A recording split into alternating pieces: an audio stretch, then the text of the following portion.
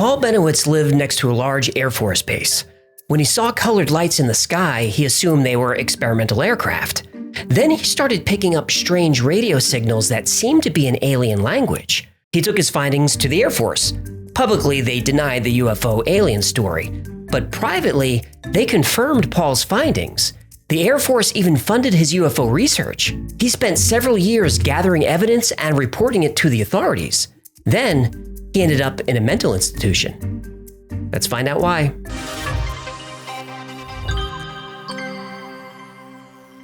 In 1969, while pursuing his PhD in physics, Paul Bennewitz started a successful electronics company in New Mexico called Thunder Scientific. Oh, that's a pretty badass name for a company. It is. Thunder.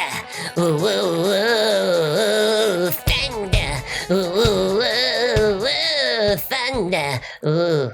AC/DC. I know who it is. Paul Bennewitz's primary clients were the Air Force and NASA.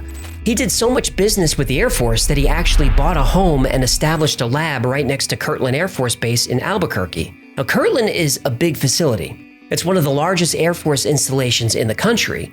It has science labs, weapons testing areas, observatories, and huge storage facilities for nuclear weapons. From the second-floor deck of his house, Paul frequently saw strange colored lights in the sky around the Air Force Base, lights that were moving too fast to be aircraft. Now, Paul documented and filmed everything he saw. Then Paul Bennewitz had an idea. He was an engineer, a physicist, and an expert in electronics.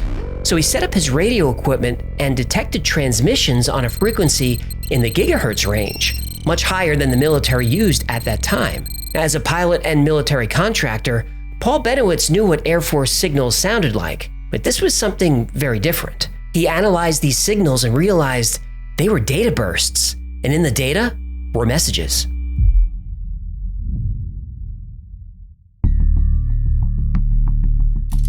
But the Air Force has said time and time again, and this is a quote from Richard Horner, Assistant Secretary of the Air Force for Research and Development, all but a small percentage of these reports of unidentified flying objects have been definitely attributed to natural phenomena that are neither mysterious nor dire, end quote.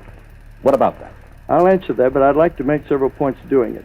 In 1947, the Air Technical Intelligence Center at Dayton, the top Air Force intelligence men and scientists under contract, sent a secret document to the Commanding General of the Air Force saying that whatever these things were, they were real. In 1948, ATIC, the same group, sent a top secret estimate to the Commanding General. Hoyt Vandenberg said these were interplanetary spaceships. In 1952, there was an intelligence analysis of the maneuvers of these things, as seen by radar, triangulation, radar photographs, and in 1953, the Central Intelligence Agency and the Air Force had a special panel of scientists meet at the Pentagon to tell them what to do. And after they got through, this group said, "You don't have proof that these things exist, not scientific proof, but you have a very strong circumstantial case. We suggest you quadruple the investigation, set up special observation posts, and in the meantime, release everything you've got to the American people." And they have been spending a lot of money investigating flying saucers. If they don't exist, why the money? Why did the intelligence teams rush out every time there's a sighting? The data bursts Paul Bennewitz received had noticeable patterns. Now, Paul couldn't make sense of the data manually, but he did have access to an early home computer. And using an operating system and software he wrote himself, he fed the alien broadcast to the computer. At first, the messages were nonsense. So Paul deployed a very old but effective cryptoanalyst trick: context. He told his program to assume that the messages would have words like ship, base, air, water, and time. That worked. Yeah, but how do you learn to speak alien so you can translate it into English? Good question. You don't. You use the computer to put everything in context. For example, let's say we knew the transmission had something to do with making coffee. You tell the computer the context. You have it look for patterns that coincide with beans, water, sugar, milk, and so on. And once you have the main patterns, you can expand to phrases used less frequently, like grind, brew, and drink. Eventually, you have a pretty good syntax. You don't know what the exact words are, but you do know what they mean.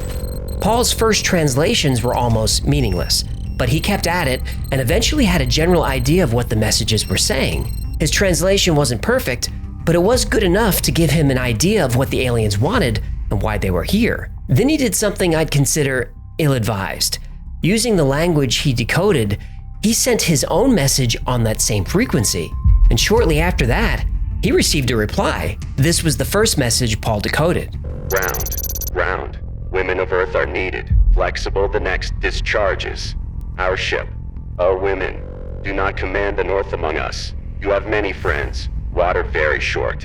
Resist all attempts at alteration. Listen, Orange. Make peace. Sounds peaceful enough, though women of Earth are needed is kind of ominous. Here's the next message. Victory. Our bases obtain supplies from the Starship metal. Time is yanked. Message hit star. Using rejuvenation methods got us in trouble. 6 Sky we realized tell you all might help you. All your base up belong to us. It does kind of sound like that. And there are lots of these messages. This one is interesting. Take vast portion universe against our aggression. The number of our crashed saucers is 8. Nerve you we realize tell the truth. Jump opposite. Alien forces mean no help to you. Metal we come invisible. Keeping change we will not join sides with anyone, but our race is dying on the home planet. Paul Bennewitz now had the first two-way communication with an alien civilization. He suspected that they were not here for good reasons, so he used this communication to try and learn their intentions and hopefully find vulnerabilities. Through many messages back and forth, Paul did learn the aliens' intentions. They weren't good. Paul Bennewitz learned that the aliens' homeworld was dying and there were multiple alien races on Earth. Many of them looked like the typical gray alien with large eyes, but there's also a race of Homo sapien aliens that look just like us, but better looking. Valiant Thor! Exactly. Link below. Now at this point, Paul Bennewitz was convinced an invasion was imminent and people had to be warned. He prepared a dossier of his theory and findings and went to the Air Force. Paul was a veteran and trusted military contractor, so he was granted a meeting. Bennewitz was adamant that Americans be warned right away so they could prepare and defend themselves. They thought he was a nutcase, didn't they? Nope. The government took him very seriously. The base commander brought in the Air Force Office of Special Investigation, or OSI, to review Paul's work, and they were impressed. Agent Richard Doty was assigned to Paul's case. Doty visited Paul's house and reviewed all the film, radio equipment, and everything that Paul was using to document and communicate with the aliens. The Air Force agreed to fund Paul's research as long as he delivered his findings directly to them, and he agreed. Paul Bennewitz went to work.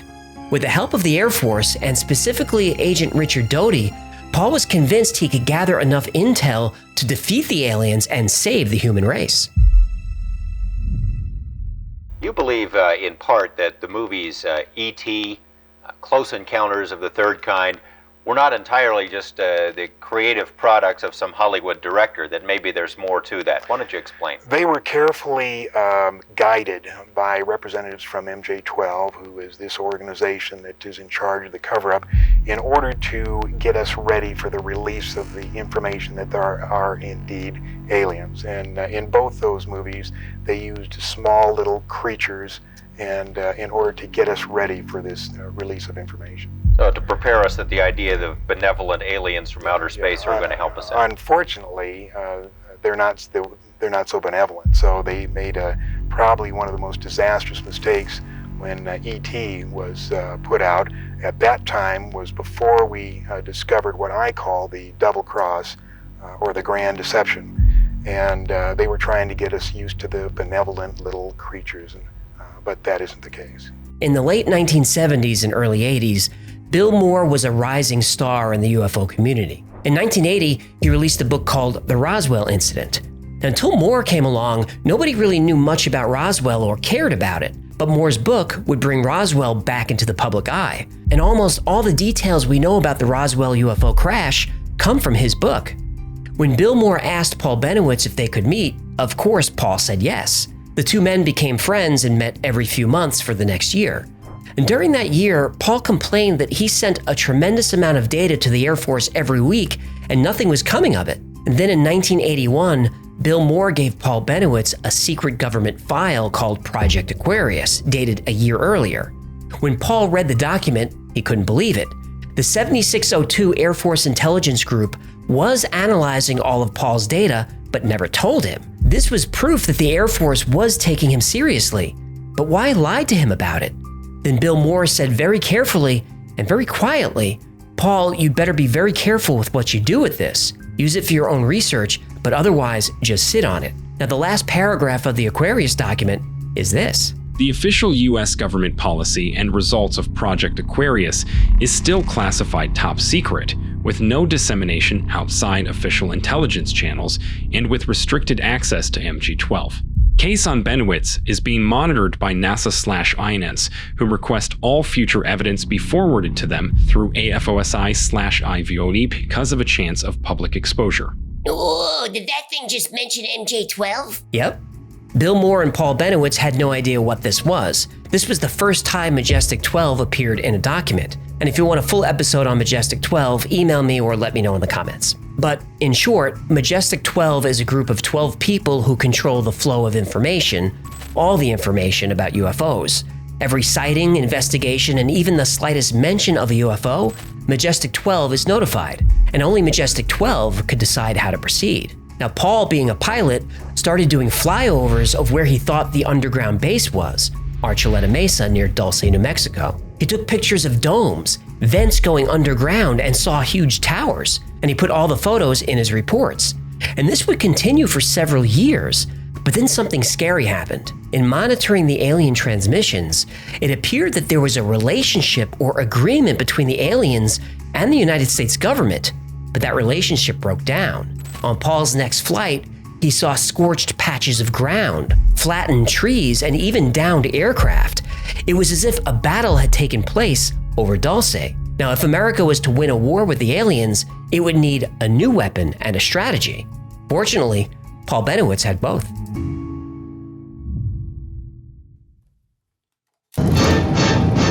The United States Army presents The Big Picture, an official report produced for the armed forces and the American people.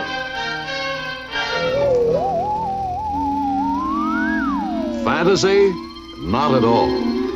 What you see on the screen at this moment, and will see in greater detail a bit later in this film, is a glimpse of the United States Army in the years that lie just ahead of us. This is a report on the Army's effort to prepare for the challenges of that future. It is a report on the Army's effort to achieve a sharper sword and stronger shield with which it can do its assigned part in preserving the peace, or if necessary, defending the nation and the free world against whatever enemy might rise against it. Using the huge amounts of information he intercepted from the alien transmissions, Paul Bennewitz created a document called Project Beta. Project Beta included the alien takeover plan, and a strategy to defeat them, and a weapon we can use against them. He even built a working prototype of this energy weapon. Project Beta said that the aliens have abducted, conservatively, 300,000 Americans, and they have all been implanted with devices and returned to the general population. And these implants turned every human into a walking camera and microphone. And the implants could be used to create false memories, seize control of the mind, or even switch the brain off altogether. And experiments were being done in the base under Dulce. Horrific genetic experiments like splicing alien DNA with humans. And Paul Bennewitz sent Project Beta to his senators and other elected officials, even to the President of the United States. The only reply he got was a standard form letter that said Project Blue Book has been closed and the Air Force no longer investigates UFOs. Paul knew this was a lie. He had the Project Aquarius document that proved it. The only thing that made sense was that the government was compromised. It could be that senior military officials, politicians, and even the president himself could have been implanted. And over the next couple of years, Paul Bennewitz became more and more frustrated and paranoid. When Bill Moore and Richard Doty paid him a visit to check on his mental state, it wasn't good. Paul kept knives and guns all over the house. He insisted that he was being watched and followed all the time.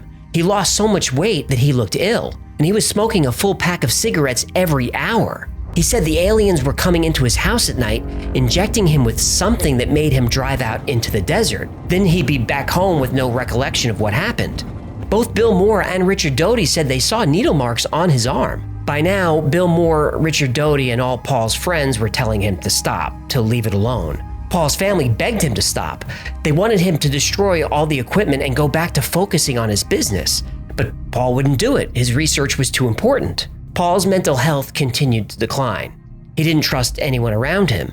He thought his wife had an alien implant. His children had to take over his business. He became so paranoid that one day he barricaded himself in his house and covered every door and window with sandbags. His family had seen enough. They committed Paul to a psychiatric facility. And after multiple hospitalizations, Paul Bennewitz died in 2003 at the age of 75. He spent the last 25 years of his life paranoid, obsessed, and in mental agony because he could not get anyone to believe what he knew about the aliens. Even with all the evidence, it literally drove him insane. But what's really sad is, none of it was necessary, because the entire story about the aliens, the secret base, the transmissions, the genetic experiments, the abductions, the plot to take over the world, all of it was a lie. It was all a made-up story fed to him by Richard Doty and the United States government. Oh, you gotta be freaking kidding me. The Air Force Office of Special Investigation, or OSI, has a couple of purposes. One of those is counterintelligence. A common technique of counterintelligence is disinformation. When Paul Bennewitz intercepted signals from Kirtland Air Base, he didn't really think they were aliens, not at first. He was concerned that if he could detect transmissions from the base, then anyone could, including Soviet spies. And after reviewing Paul's equipment and research in detail, the Air Force realized that Paul was right. The signals were coming from the base and were vulnerable. That's a problem. When the Air Force reviewed Paul's photos and film, the objects that seemed to be UFOs were actually secret experimental aircraft. That's another problem. But rather than tell Paul Bennewitz the truth, which according to the Air Force would compromise security, Special Agent Richard Doty was given an assignment: feed Paul Bennewitz information to lead him to believe that he had discovered a hostile alien presence. Why not just tell him to back off? Because the Air Force didn't know who Paul's friends were. If Paul was compromised by a Soviet agent, the Soviets would know there were secret projects happening on the base, so the Air Force would go a different way. Now, at first, this was just a simple nod from Doty. All I had to do was say, well, you know what, Paul? Maybe what you did see was UFOs. So nothing very specific, but over time, the lies Doty told Paul became more detailed, and other government agencies got in on the action. At some point, Paul was sure he was being watched from the vacant house across the street. Now, it was easy to say this was Paul's paranoia and not take him seriously. But Paul was right. The National Security Agency was surveilling him from that house. And to make things even worse, the alien transmissions that Paul decoded, they were actually sent from the NSA. The NSA also swapped out Paul's computer to ensure that he would decode the messages the way they wanted him to see them. It was all fake, and Paul Bennewitz ate it up and suffered because of it. Paul was a victim of the government's counterintelligence plan, but he wasn't the only one.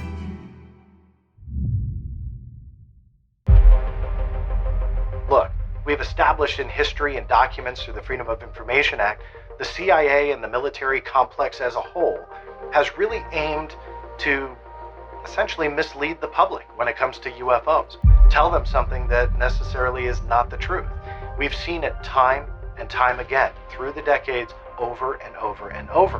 When author Bill Moore's celebrity within the UFO community was at its peak, he was contacted by someone in government intelligence. We now know that was Richard Doty. Doty offered Bill Moore a deal. Moore would receive government documents on UFOs and learn what the government was hiding. But in exchange, he would disseminate Doty's fake UFO stories and report on people within the UFO community. Doty wanted to know who the UFO enthusiasts were and what they knew. The fear was that if Paul Bennewitz could intercept secret military data, then other people could. Now, it's never been confirmed, but it's believed that during this time, the United States was building and testing either stealth or drone technology at Kirtland Air Base. This was information that absolutely could not fall into an enemy's hands. So this is how Paul Bennewitz came to know Bill Moore. It was a setup. Moore was given the Aquarius document and instructed to give it to Paul. But here's where the counter-intel campaign starts to get sloppy. Bill Moore had seen the Aquarius document. Of course, he was fascinated by it. And at that time, Moore thought the information and documents he was getting were legitimate. But when Moore was given the Aquarius document to forward to Paul Bennewitz, it was different. Details were changed. Doty brushed off Moore's concerns. He said the document was sanitized and redacted for security reasons. Moore didn't believe it. Obviously, the plan was to get Paul to go public with the Aquarius document. Then the government steps in to discredit him. This meant Moore was now specifically being asked to lie to a fellow UFO researcher on behalf of the US government, a man he considered a friend, and help the government destroy his friend's reputation. Moore was conflicted, so he didn't do anything, not for months. Then Doty told him, deliver the document or never hear from me again. So Moore did as he was told and delivered the fraudulent Project Aquarius document. But trying to protect him, he begged Paul to never speak of it. So Special Agent Doty had Paul Bennewitz covered on the Kirtland Air Base side, but he still needed to address the issue of underground bases near Dulce that Paul was convinced he saw. So Doty and the OSI put props all around the area. They set up domes and air vents and even what looked like alien craft. They littered the mountain with the stuff. The OSI had helicopters painted black and flew them at locations and times where Paul was sure to see them. And Paul believed it all. When you consider all the time and trouble and expense that went into deceiving Paul Bennewitz, you have to ask, who ordered this and why? Was it just to discredit one UFO guy? No. Richard Doty's actual goal was to infiltrate the UFO community and flood that community with as much disinformation as possible. Then the government could observe the results of that campaign, identify possible security risks, and if necessary, neutralize them. But all of this would eventually unravel, and the truth would be revealed. The Mutual UFO Network, or MUFON, holds a convention every year. In 1989, Bill Moore was a speaker at that convention, and during his talk, he admitted that the US government had been actively spreading lies about UFOs for years, and he knew this because he was helping them to do it. And it was Richard Doty, then with AFOSI at Kirtland Air Force Base, who soon came into play as the middleman in that process. Shortly thereafter, it became apparent to me that my supplying information to the government through Doty on the activities of Paul Bennewitz, APRO, and to a lesser extent several other individuals was to be a part of this equation. I also discovered that whatever it was that Bennewitz was involved with, he was the subject of considerable interest on the part of not one, but several government agencies, and that they were actively trying to defuse him by pumping as much disinformation through him as he could possibly absorb. He was practically booed off the stage. Frankly, I'm a little ashamed of some people in this audience, regardless of what you believe, what you hear, or not. It was really hard for these people to learn that everything they believed regarding UFOs was a lie. And this confession ended Bill Moore's career in UFO research. Bill Moore said that he was one of several high-profile UFO personalities who had made deals with Doty, though he never revealed the names. He also said Doty was feeding disinformation to tabloids like the National Enquirer and to journalists like Linda Moulton Howe. The disinformation campaign developed by the Air Force OSI and executed by Agent Richard Doty was a success. There were now so many wild stories circulating about UFOs that it was impossible for actual earnest research to cut through the noise. Another goal of the campaign was to marginalize believers, make it so mainstream scientists and politicians and reporters would never publicly admit to believing in UFOs. The stories were too crazy. The only people publicly discussing UFOs were what you'd call fringe conspiracy nuts. This is exactly what the government wanted. But here's the thing. The key to a successful disinformation campaign is staying as close to the truth as possible. So of all the crazy UFO information that Richard Doty spread, how much of it is true? Well, according to Richard Doty himself, almost all of it.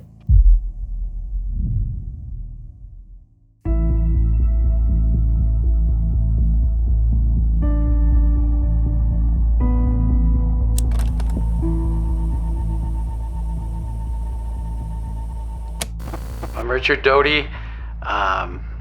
I was assigned as a special agent with the Air Force Office of Special Investigations at Kirtland Air Force Base. I was a counterintelligence officer at the base, and one of my jobs was to conduct counterintelligence operations at the base.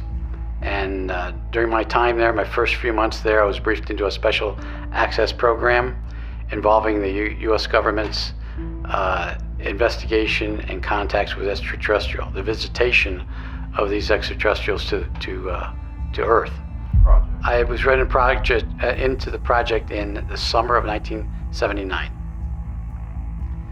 and the briefing was it was a special access program. They have a special security clearance to have access to it, and it was briefed. I was briefed into it by an Air Force colonel from Washington who came down and briefed myself and a couple other people into this program. They showed us the movie. They actually showed us I believe it was a 16 millimeter movie on the recovery. It was obviously the movie was classified, highly classified. The narrator in the movie detailed when the crash occurred, approximately when the crash occurred in the latter part of June of 1947, and the recovery, showing military personnel at the recovery site, recovering the bodies at the site, and the craft that was at that site. The story of Air Force OSI agent Richard Doty is a complicated one. And because he worked in military intelligence, it's not easy to find information.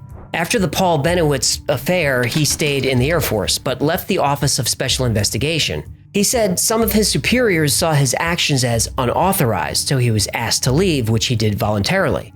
And there's nothing in his military record to indicate he's not telling the truth. And after he left the service in 1988, his life gets confusing. He became a New Mexico state policeman, eventually retiring from that position. But something changed in him. He became a UFO believer. Doty continues to show up in interviews, in documentaries. He even goes to UFO conventions.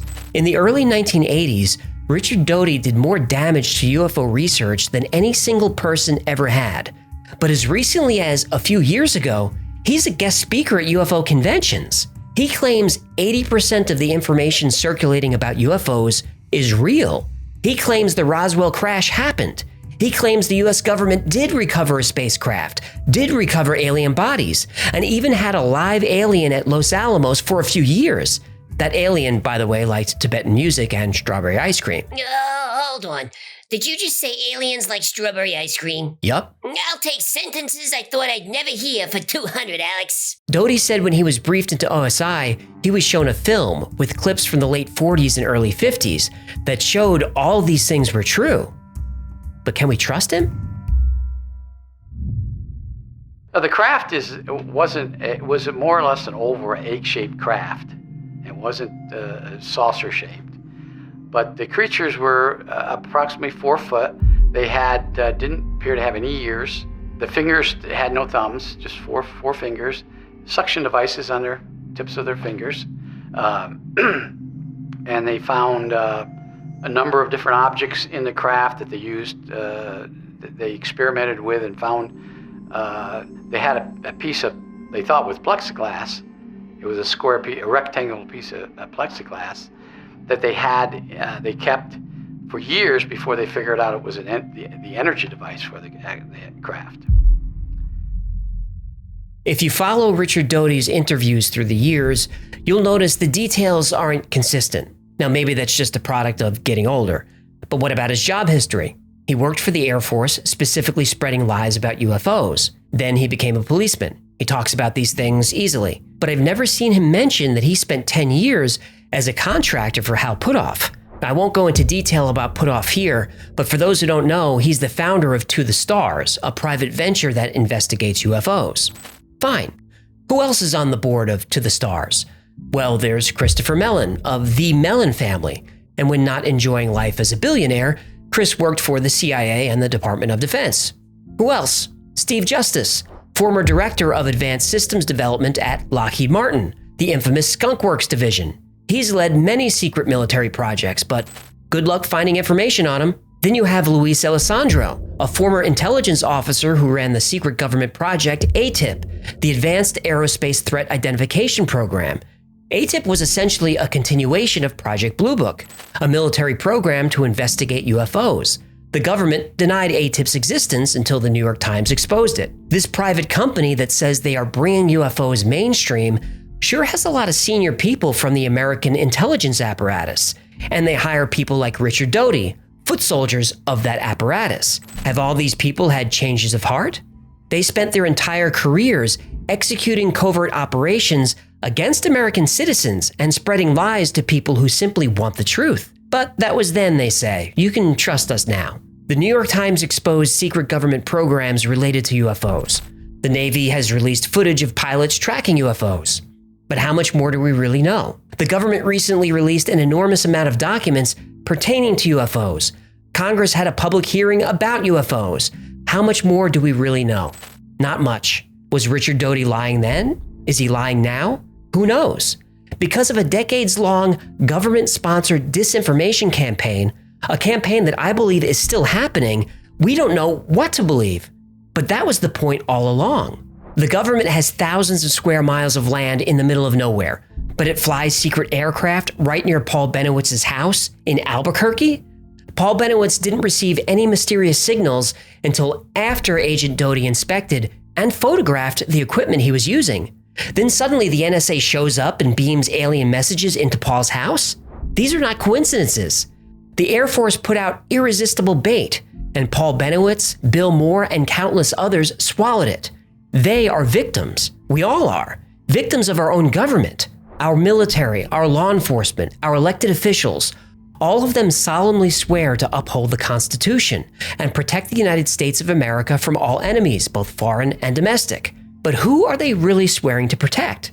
Not all of us, because that oath doesn't seem to apply to the individual American citizen. No matter how honest you are, how loyal, how patriotic, or how many years you spent serving your country, if you interfere even slightly with the government's agenda, your own government will dedicate a tremendous amount of resources to destroy your reputation, your finances, your career, and if it can, your sanity, and call it a success. Your government will take away all that you hold dear in the name of the greater good. How many lives have been sacrificed at the holy altar of protecting national security? How many victims? Isn't it time we demanded an answer? Well, don't do it, because otherwise the next victim is you. Thank you so much for hanging out with me today. My name is AJ, that's Hecklefish. This has been the Y-Files. If you had fun or learned anything, do me a favor and like, subscribe, comment, and share. I know it's annoying to ask, but that stuff actually really helps. And special thanks to our Patreon members who make this channel possible. I couldn't do it without you. And if you'd like to support the Y-Files, consider becoming a Patreon member. It's cheap and you get lots of perks. Or buy something from the Y-Files store. Links below. That's gonna do it. Until next time, be safe, be kind, and know that you are appreciated.